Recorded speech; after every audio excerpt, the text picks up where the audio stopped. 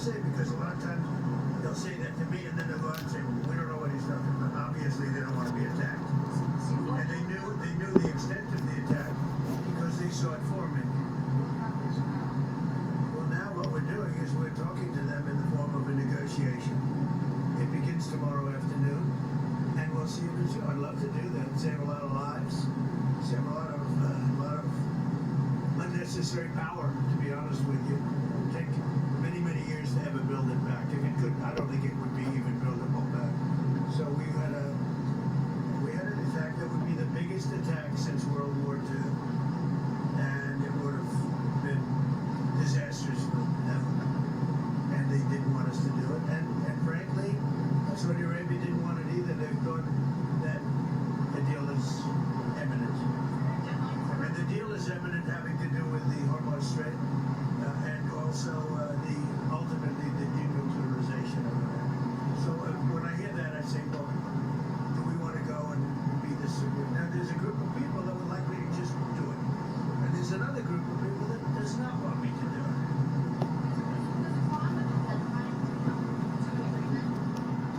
We just see how it is. We're ready to go anytime we want. Would I rather make a deal? I'm not looking to kill people, because people die, a lot of people die, and we don't want that. So they asked us, Iran specifically, but the other three said we really. I asked Saudi Arabia, the king. I said, the crown prince. I said, what would you rather do? Would you rather have us do this or not? They said, we would much prefer a deal as opposed to an attack, because you don't know where these attacks lead. I mean, will they be flooded with people pouring into their country and disaster? A lot of bad things can happen. Yes. I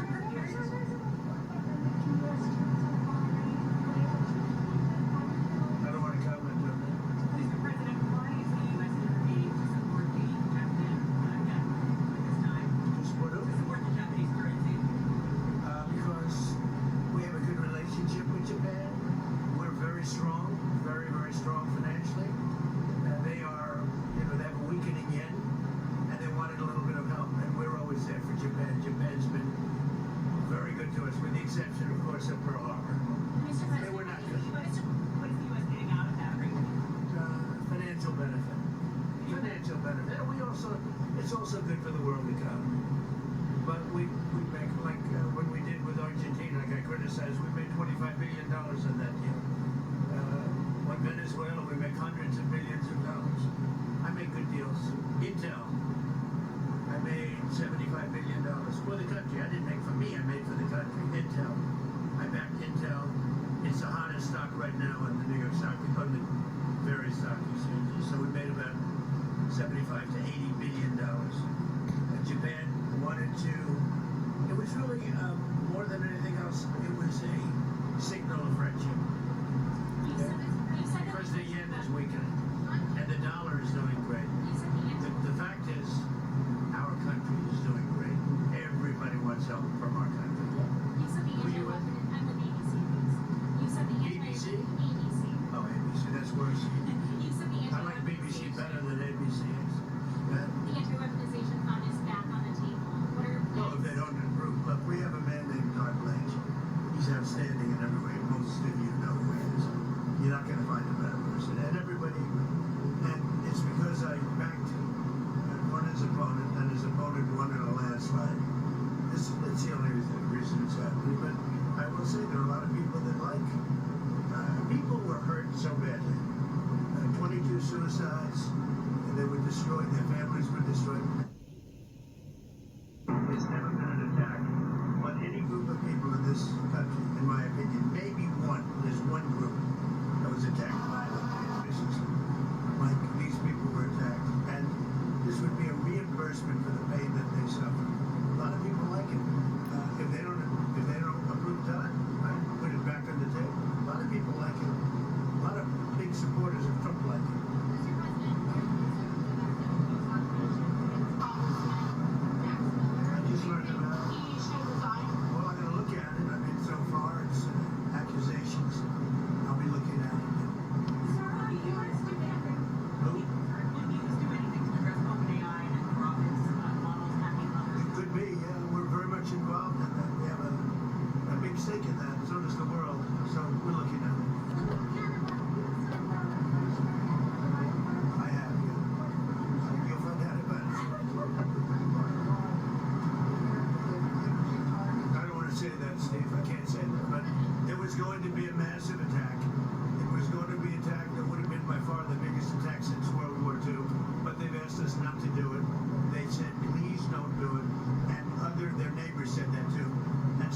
going to see whether or not we can make a deal toward the denuclearization. Yeah, well, they start tomorrow. Just to do a great job. He's outstanding, as you know. He's an outstanding man. And you look at his education, he was the head of, and he was immediately, very early at a young age, went to the head of Sullivan and Cromwell, one of the most prestigious, maybe the most prestigious law firm in the world.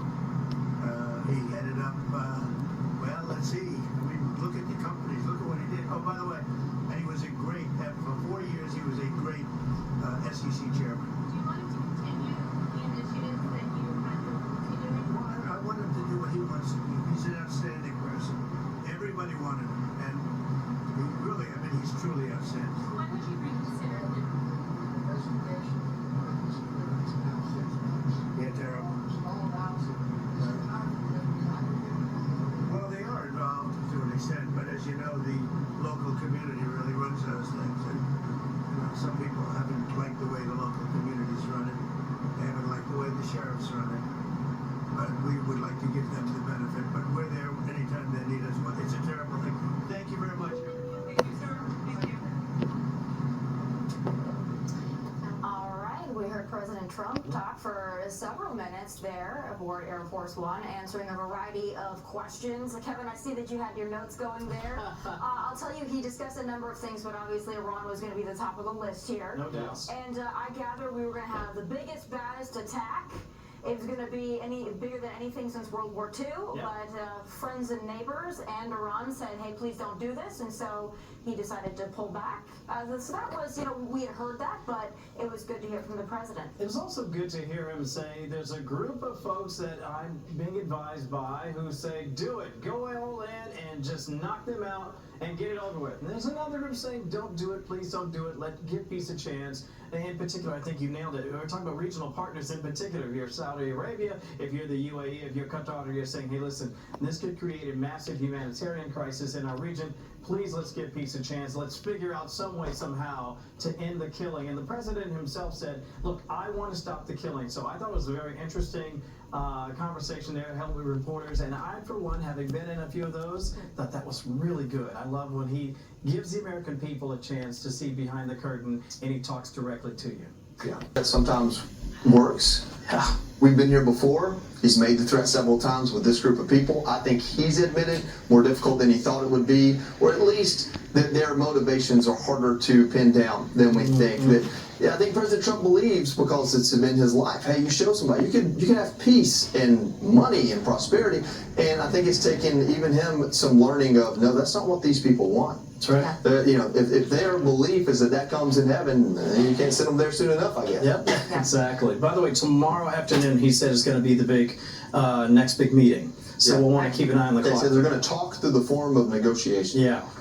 So, well, talks are happening. Kaylee, what do you make of what we heard from the president? Well, I think that Kevin is right that I think that there are a whole lot of people in Washington, D.C. who want him to bomb Iran to smithereens, and then there are a whole lot of people who actually live in the region who don't want him to do that. And I think it's a good thing that he's listening to the people who live there. Because I think one of the things about the Iraq conflict and Afghanistan is the hubris from Washington, D.C. officials to assume that they can do whatever they want in a region of the world where they have never been to. They don't know anyone who lives there. They don't know what helps make these countries tick, what helps make them run. And thinking that you can go in and then leave without any consequence whatsoever. President Trump understands that whatever he does is going to have lasting implications, not just in Iran, but in the entire Middle Eastern region. He wants to make sure that that legacy is peaceful and prosperous. And so I do trust his instincts here. Well said. All right. Well, speaking of that, now to this.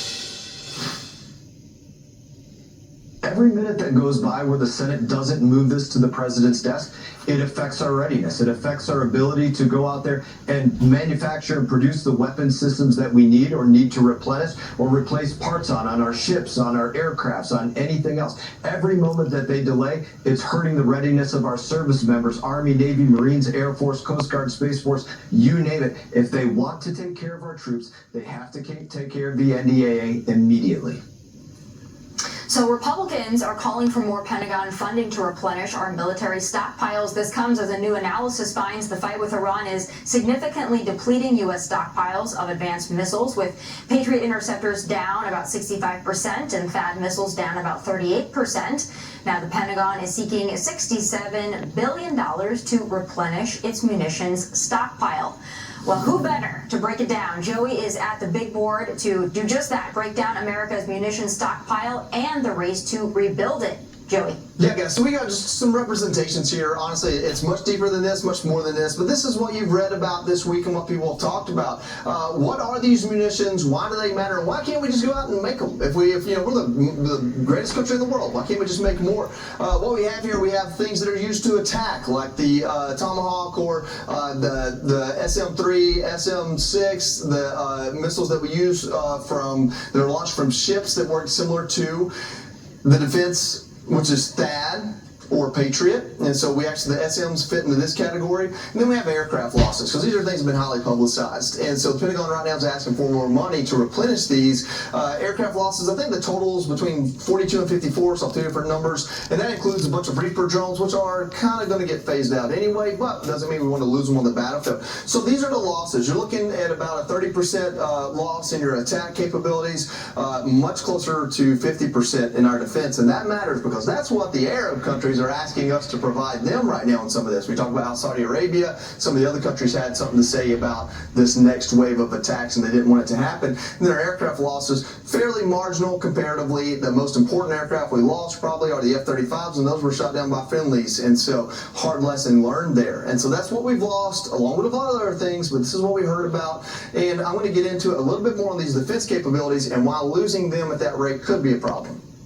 All right, Joey, so how exactly did the U.S. burn through all of those munitions? Yeah, I mean, it comes down to that conversation that was had early on, criticisms by the Democrats, but really a conversation of, oh, warfare's changed. We call this asymmetric warfare. Iran is using these little boats or these drones to attack us, and we're using really expensive THAAD or Patriot missiles to shoot them down. And so these are very expensive and very complicated. THAAD missiles have a warhead on them, whereas the Patriot missiles have basically a big piece of metal. They're non-energetic. But these are, basically we're protecting U.S. forces in multiple places, more places than we had to in any of the Iraq and Afghanistan war, as far as the kinetic how susceptible they were. Of course, we helped defend Israel. Their Iron Dome is great, but not the best. And then we helped our allies, and that's what I got back to, is that some of these Arab countries would really like to have some THAAD and Patriot missiles right now.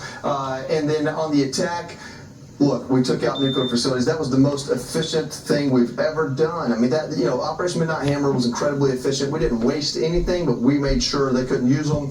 We have, obviously, the missile sites. The reason why this matters is they go and they scatter these all over the place. So you might be able to take out a couple of batteries with one strike. Well, now it's like one battery per strike or a half a battery per strike. In other words, we're having to up the amount of munitions we're expending to take them out because they're scattered and hidden. And you've heard tens of thousands of missions to attack and take out their munitions. And then obviously we degraded their air defense. That's something I'll talk about in a few minutes as well. But we spent a lot of time taking out their Navy, taking out their airplanes, making sure they didn't have a heavy conventional army to invade one of their neighbors. Joey, we've been told repeatedly by the administration that Iran's stockpile is basically completely depleted, and yet clearly they still have something. So what is the state of Iran's weapon stockpile, especially compared to our own? Yeah, we're pulling these numbers off several different sources. This one came from Sitcom, but they change every day, and they are estimates because we're not on the ground right now, at least. Hopefully we never are there in Iran, or at least not in a war setting. So we believe we took out, 60-70% of their ballistic missiles, but we think they still have 1,000. 1,000 is enough to do a lot of damage. That's their best weapon right now. I guess next to the drone, but that's their deadliest for sure. Their air defense missile system, 82% destroyed. I'll talk about that in a minute. Navy mines, 90% destroyed. Chances are the other 10% is sitting in the Strait of Hormuz, so it is still a problem. And then their vessels, basically their Navy it's gone. It's not there anymore, and that's a good thing. And that's something that this slide here is why these Arab countries are easier to get on our side, right? Like we did such a job on them. at the end of the day, if we invaded an Aboriginal island, it wouldn't be as easy as you want it to be. Home field advantage and nothing to lose is hard to beat no matter what weapons you have. It's the same thing in Iran. They don't have to have a lot of things. They just have to have enough left over to make this cost money and time, and that's what President Trump is dealing with now. It's like, you can get 90%, but that last 10% is the hardest to get. And it's not that this is taken them by surprise, but it is a part of it, a part of the calculation, and a part of the problem, and part of the thorn in our side right now. Yeah, no question about that, Joey. I just wanted to get to something that I know you and I have actually talked about off the air, and that is replenishing the stockpiles. I recognize there's an operational use here where you also want to make sure that, listen, we are testing things out in real time in actual warfare. That's important too, but we still have to figure out a way to get it back up to the levels that we would like to see. How does that happen? Yeah, so there's a lot going on here that we need to talk about. Also, go back to, I just want to point out that that air defense system in Iran that we took out really easily. Yeah. We believe that was made by China. It's called the YLC-8 Bravo. It's supposed to be really good, state-of-the-art. We stealthily made it look elementary. And so that's a win that will be an important one if we end up going to war in the Pacific. But back to what's happening now. How are we going to fix this problem? Well, this is where it comes down to give you some numbers that matter. So we're down to $67 billion. That started at about $200 billion when the Pentagon first asked for supplemental funding. We got various mechanisms here. One would be a straight supplemental funding bill, probably not going to happen. You've got the NDAA, which is how we authorize the money. So the NDAA says these are the things we're going to use the money for. They vote on that. Then you have the appropriations bill. This is the money we're going to give, and those two things have to match up. But then you've got these continuing resolutions where they try to say, well, this is spending that we were already doing. We're just reallocating it, recalibrating it to keep up. And that's where a lot of money has come in. And so if I can get back to my notes here. Are you texting Judy? You got $17 billion coming through in 2027 for the Golden Dome. So that is all but promised, I guess. That's hopeful. We already got a $23 billion down payment on it. Why do I want to bring up the Golden Dome? Everybody kind of laugh at that. Whatever. These are the Patriot and THAAD missiles. Think about this, guys. We've only ever made 1,000 THAAD missiles. I think it's 12 batteries, because you have a radar. That radar is used to send the missiles up to intercept whatever's coming in. We've only ever made 1,000. We've made about 80, I think it's 84, 82 a year since about the 70s, or since we've gotten online. Most of that technology, most of those machines used to make these missiles and batteries were made in the 70s. We make 80-something a year because we haven't had to use them. The Golden Dome says let's make 400 a year, and let's start that in 2027. That's a great plan, and there's funding here for it. The problem is we had a war in 2025. The ability to get online with more than 80-something a year between now and 2027, it's almost impossible, and that's the problem. There's a lot of bureaucracy problems involved in it, but that is the problem. And that's just one example, one munition. That doesn't go into the SM class, which is basically the same thing we use for naval ships. Those are in better shape. They're only about 20% depleted. But you think about 1,000 THAAD missiles ever. We've got them in Israel. We've got them in Guam. We've got them in the Middle East. Most of the Arab countries would love to have them. We've only got 12, 14 of these radars to scatter around. Less than that now because we lost 4 in this war, so about 8 of these radars. So that's as many places as you could put them, and much less than 1,000 now to scatter around. And, this is where capitalism. You can't if Lockheed Martin makes them, you can't tell Northrop Grumman to go make them, right? They don't have the machinery for it. It'd take a year to build a plant to make them. And so we have some really exciting things coming online. We're going to send some of these up into outer space so they can loiter up there. We're going to have a lot of things, but 2028, 2029, 2038, not 2025. Well, Joey, thanks for breaking that all down. Yeah. It sounds expensive, which is where I'm going to bring it at you. It's hard to get Americans to spend money on something you think you'll hopefully never use, and that's been part of the problem here. Until here comes 2026, and then we use them. All right, Kevin, to that point, and Joey broke down, all of the situation that we're dealing with right now. And, as I said, it's going to cost some money, right? And I think that most Americans, even the Democrats, understand that it's not something that you can't spend on. You got to spend on your military. You got to spend on your defenses. That impacts everybody. But we know that sometimes the Democrats are they want to pull back a little bit, and that could very well be the case. Yeah, and listen, I understand when people say we should be spending the money here at home and doing things that help us in domestic policy, but the truth of the matter is you can only have good domestic policy if you are safe, and that's the bottom line, and there are real enemies out there and very, very dangerous regimes and dangerous countries out there as well, so we do need to protect ourselves. Just ask the folks who have either little or no defense capability. By the way, I love what Joey had to say about some of the Chinese equipment that the Iranians have been using. We noticed that in Venezuela as well. A lot of these different countries that the Chinese have been partnering with, they're learning right now that they're really, frankly, in many cases, not all, I don't know, I'm just saying in many cases they're no match for what we have already in our stockpiles, and it's high time that we keep investing, keep developing, keep growing, and yes, replenish. You know, Kaylee, it seems like no matter if we're discussing AI or we're discussing this, China comes into the equation, and it's something that we need to look towards.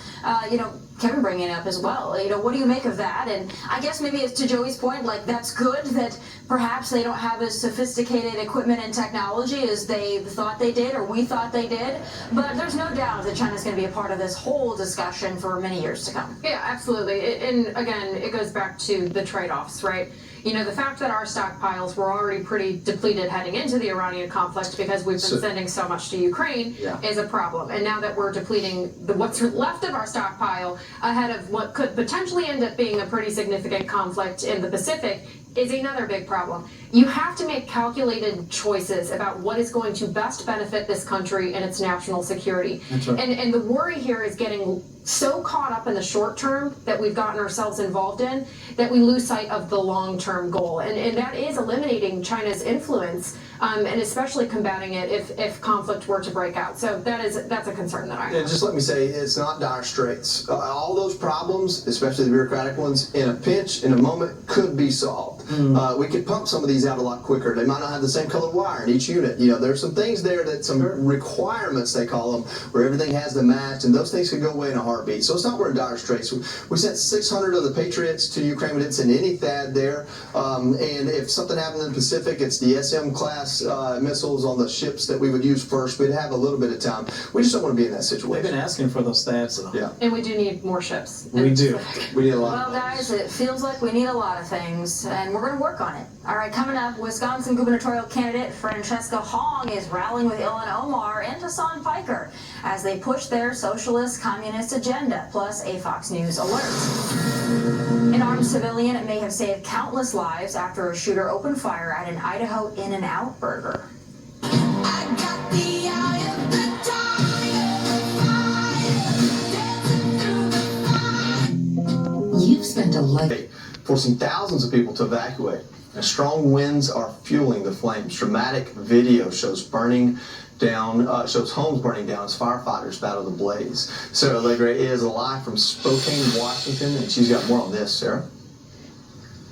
Hey there, Joey. I mean, this is being dubbed as one of the most destructive wildfires in state history. We got 3 active wildfires burning here in Spokane, Washington. I want to show you what I'm looking at right now. This is a home that has completely just been leveled, and if we pan just around this neighborhood, you're seeing charred trees, kind of the skeletal remain of what this home once was. This looks like a trailer right here. What we're looking at right now seems to be a garage with a older style car in it, and it just goes to show you the loss that this community is facing. Now, you mentioned Governor Bob Ferguson. He just spoke with other state leaders. The sheriff says at this point, no injuries, no deaths. That could change. We know the state is also getting help from the president. Listen in. I spoke to the president about what's going on. I spoke in pretty clear fashion about how dire the situation is. He understands that. He knew that going into the call. He expressed his support for what the people are going through out here. Yeah, 10,000 people still without power. At its peak, about 30,000 people. We have crews all around this area working to restore that at the current moment. But I want to show you real quick before we let you go, the juxtaposition across the street here. So here's a look at the damage, and if we just pan, Charles, I want to show the homes just kind of feet away, completely unscathed. And this is what we're dealing with when we're dealing with these gustier winds. Those embers pick up and they transition, and that's where you get the wild nature of this fire, impacting some residents, lives and then impacting and not impacting others. So just tracking this damage, following this very, very closely. Firefighters say residents still need to be on guard. We have 3 active wildfires burning, 2 of which well over 3,000 acres. Joey? Wow. Sarah Allegre, thank you very much. We'll be praying for them. All right, turning now to another Fox News alert. Idaho police just released new details about yesterday's shooting at an In-N-Out burger that left 3 people dead and 7 others injured. We can confirm that the suspect, 24-year-old Chad Williams, is deceased from a self-inflicted gunshot wound. At this time, we are still working to determine the full set of circumstances in this incident, including the suspect's actions and possible motivations. Based on the best information we have at this time, we are confident that Mr. Williams acted alone. Yeah, during the chaos, an off-duty state trooper and a Good Samaritan exchanged fire with the gunman, giving bystanders more time to flee. Now witnesses are describing the chaotic scene. We were just sitting there, and then I was playing on my phone, and I heard a couple pops, and I look up and I see a gentleman walking from a white vehicle to another vehicle with a pistol in his hand. You heard everybody running, screaming, shooter, active shooter. As I was running, I faced the shooter head on, and he pointed the gun at me, and I ducked behind a white car just to have some sort of coverage. Yeah, guys, I mean, that's incredibly scary, obviously. Thank God that there were some folks there, some armed folks there that engaged with the shooter and gave folks time to get away and gave police time to get there. Jordan Salinas, a lot of people saying he's a real hero, and no matter what you think about the Second Amendment, I happen to really think it's a great thing that this country has that. On occasion, the good guys actually do jump in and they run toward the danger, and in this circumstance, whether people want to acknowledge it or not, thank God. There were good people there to try to help and save others, and that's exactly what happened yesterday, no matter how you want to spin it. And some people I've already seen online, oh, you know, he could have gotten himself killed. Maybe.